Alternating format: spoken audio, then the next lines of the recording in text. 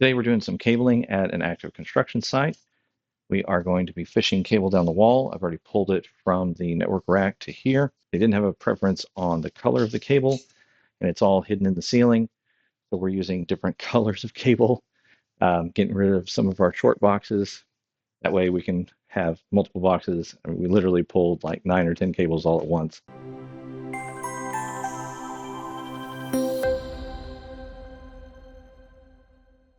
I'm about to start wall fishing some cable. Before I do that, I need to figure out where the studs are. Now I'm going to come down near this power outlet. If I know there's going to be a stud pretty close to that, I'm going to use my magnetic stud finder to locate the stud.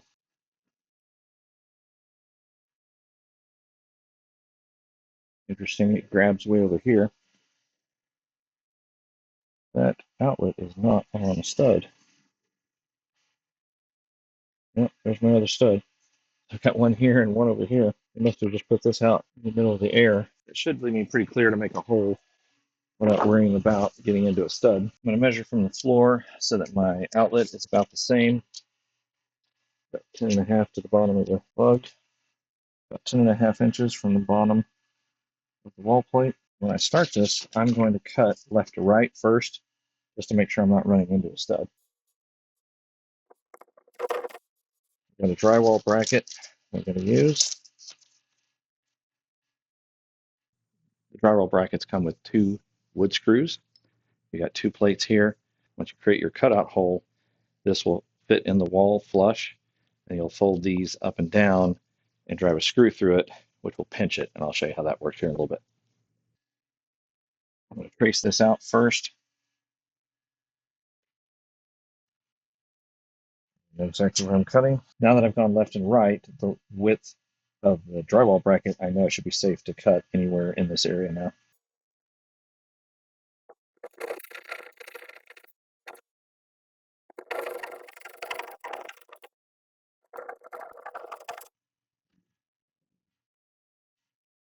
Check to make sure this will fit in the hole. I don't need to widen it any.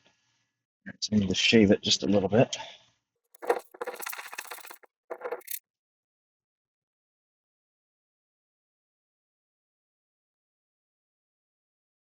So that should fit really well now. I'm not going to mount that yet because I'm going to get the cable down. I need to make a hole overhead. If you want to be able to make a nice, clean, circular hole, you want to get a step bit. And you can see when you're going through either wood or this sheet metal, it makes it really, really easy to drill through and make a nice, clean hole. When you're wall fishing, you want to use fish sticks to go down the wall. Even if the wall is hollow like this one is, it doesn't have insulation in it, you still want to use a fish stick to go down the wall to make sure that your cable goes straight. If you try to just drop the cable straight, then the cable can curl on you and it may not show up at the hole you've made down below. You'll also notice that I'm sending the fish sticks down first and pulling the cable from the end of the sticks. You don't want to send the cable and the sticks down at the same time. The cable can kind of fight against you and prevent you from being able to get the sticks down straight. Some guys will try to use fish tape, but fish tape will actually curl in the wall and it doesn't go down straight, and again it makes it very difficult to locate it at that bottom hole where I'm trying to get my fish sticks out. Here the fish sticks dropped all the way down to the floor, so I actually had to work the fish sticks up just a few inches to get to the bottom of the sticks so that I could pull that out of the hole.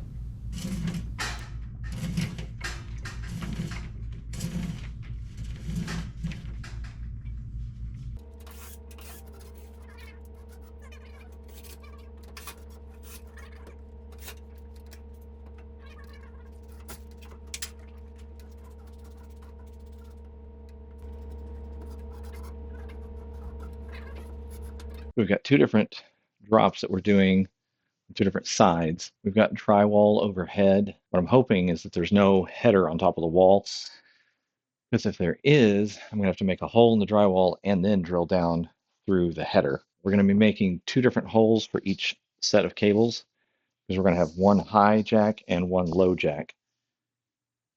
All right, first thing I need to do is figure out where the studs are so that I know where I can make my hole. Like a stud. Yeah. Okay. That means I should be pretty open right here. Right in the middle. That should be safe.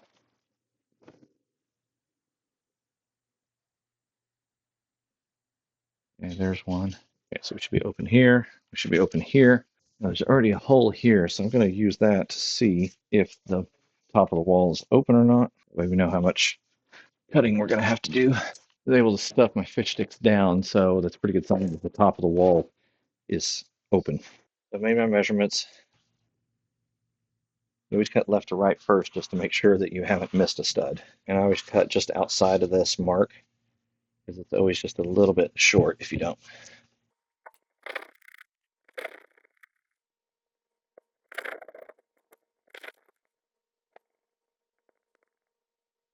Yeah, just hit something. It'll be interesting to see what that is. Since I ran into something, then I'm just going to cut a smaller piece of this out so I can look in the wall to try to figure out what I've ran into. And of course, things don't always go the way that you want them to go, so this is a good example for you to see what can happen on a job site. Looks like it's the conduit for this outlet. That's always fun. We're going to have to patch this. We're going to have to go up.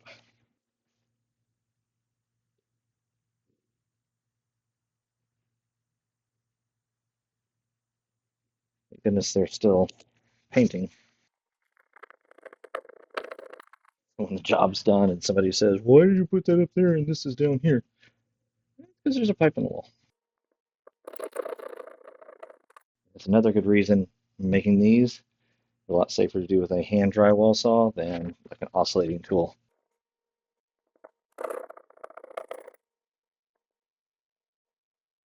All right, let's see if it fits in our hole. It is flush. I'm not going to mount it yet because I want to run the cables through, so I'm not fighting with all this while I'm running my cable.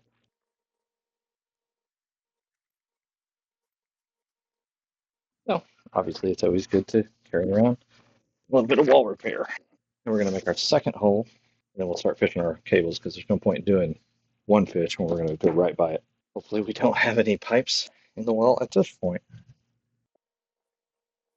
All right, now we're going to cut. Again, we're going to cut outside of the black lines just slightly. We're going to cut left to right to make sure we don't have any studs. We're going to go up and down and hope we don't find any conduit, or water pipes, or gas pipes.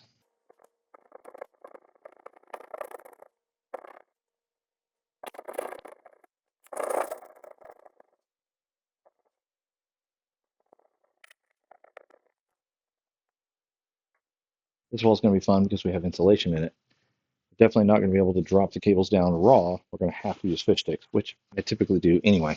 Now we need to create an opening up above in order to drop our fish sticks and our cable down. Are you struggling to make enough money as a field tech on platforms like Field Nation and workmarket? Are you tired of service calls being offered at $25 an hour? The Direct Client Package has over 40 different national companies that offer subcontract IT service calls all across the United States. I have technicians who have bought the Direct Client Package and have recouped their investment within weeks. In addition to the names, you're going to receive onboarding contacts and information so you know how to join the client's network. You're going to get a client introduction letter. You're also going to get some exclusive video content that's not available to anyone else. If you are an experienced technician and you have a full tool loadout and you've got access to all the supplies you need to do service calls, then you should seriously consider the Direct Client Package. I've included a link in the description of this video that will take you right to the Direct Client Package, or you can go to our website at fieldtechacademy.com. All right, my goal is to make a hole just above the ceiling line here.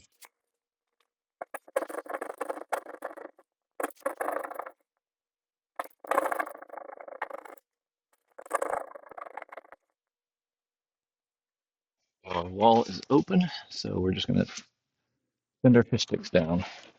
You don't want to send a single fish stick like all the way down a wall because once it gets past the point where you can reach it, if something happens, you're never going to recover it. If I was going all the way to the lower one, then I would use two fish sticks. I think I can get away with just using one on this one. Another good reason to use fish sticks is this wall has insulation in it, so you never get your cable down without some other strong piece to push it down. I'm going to take my cable off and then I'll be able to pull it down through my new hole. I always try to tape off the top of the fish sticks so that they won't separate if I have to pull it back out. Same thing on the front end. You want to tape down the tip here where the cable stops because you don't want it to split while you're pushing it down the wall. All right, so in theory, that should reach my spot. Let's see.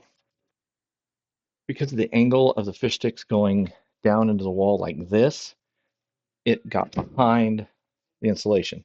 You're not going to see it like right here. You're going to have to feel for it and listen for it. If I push on the insulation, I can feel that stick in the wall. So what I'm going to have to do is just have to dig my hand into the insulation, find my stick, and pull it out. Okay, there, I've got it out. This will get me fit on my first run.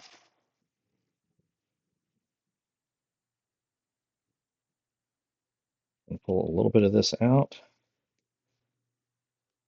Let that run sit there. And I'm going to work this other one down the wall just like that one. Before I run it, I'm going to actually check to see about how far down I'm going. So I know that once I get to this point, then I should be at the hole. Especially with that conduit in the way, I don't want to get the fish sticks behind the conduit. They'll never get it pulled out that way. All right, so there's my line, so I should be at a point where I can get a hold of it.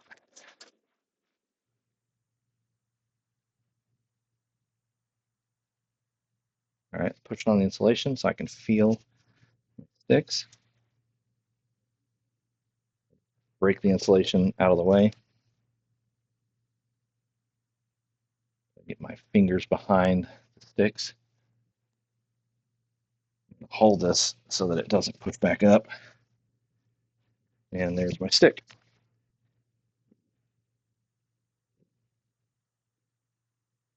And there's my cable. Now that I've got my cable pulled down the wall, I'm going to go above the ceiling and I'm going to curl up all the spare cable and make a nice service loop and tie it off so it's not laying on the ceiling grid. And that way, if somebody ever needs to re-terminate or move the cable around a little bit, there's some spare cable there to work with.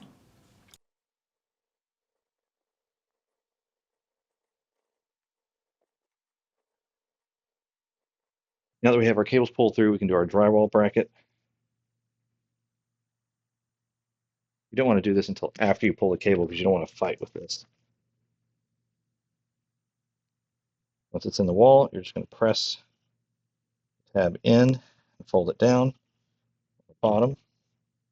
There's insulation in the walls. You got to kind of push the insulation out of the way.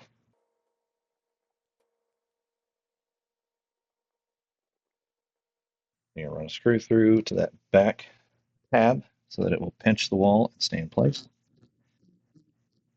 You want to do this gently because this can puncture through the plate and puncture through your finger. You got to be very gentle. And you got to find one of those slots so the screw will actually go through. Tighten that down. Wall plate will not go anywhere with both of these in. You got to wiggle it around a little bit. You got to move the back tab a little bit. Get it to find that hole. Once it grabs, and you can cinch that down, that bracket's not going to go anywhere. If this wall was painted and permanent, I would not make a mark with a Sharpie. I would use a carpenter's pencil. The space from this hole to my first hole is more than one fish stick, so I don't want to take the chance of my fish stick getting out of my reach and getting trapped in the wall. First, I'm going to run my stick backwards.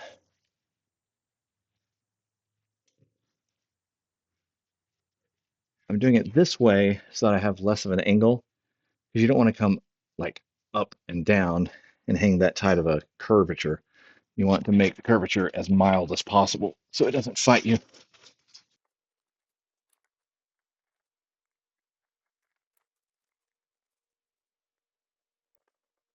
All right, so here's my joint.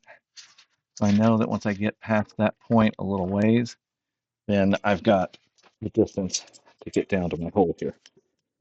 With all this insulation, this will make it fun to find. I'm going to take my drywall saw and kind of break up the insulation a little bit so that I can more easily find my fish stick. Curved way out of the way. I found it over here. I cannot get my fingers behind it. The insulation keeps pushing it. And so when I'm trying to get behind it, I'm just pushing it further away from me. And I can't pull it back this way with the back side of my fingers because there's a screw in the wall that it's catching against. Going this way, I can get a hold of it. Past the screw. I'm going to run the fish sticks back up a little bit and get the bottom of them come out the hole. Now I'm going to tie my cable off to it and pull it through. When you're tying off fish sticks, you don't want to tie them off this way and pull the cable down. You want to tie them off where the cable is going in line with where your fish sticks are going.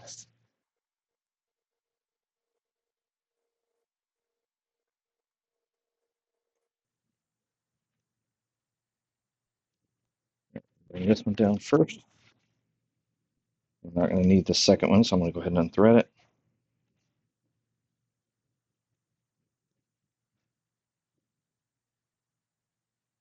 First one.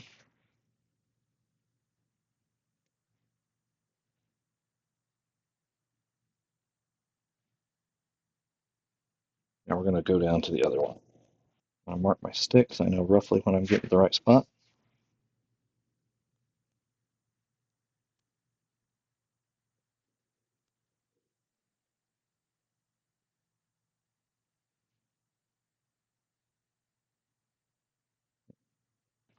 I should have access to my fish sticks now.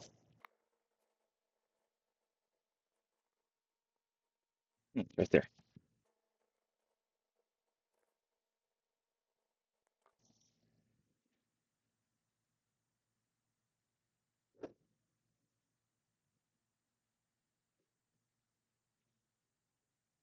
If you got value today, please like the video and subscribe to the channel. Let's get you out in the field making money. I'll see you in the next video.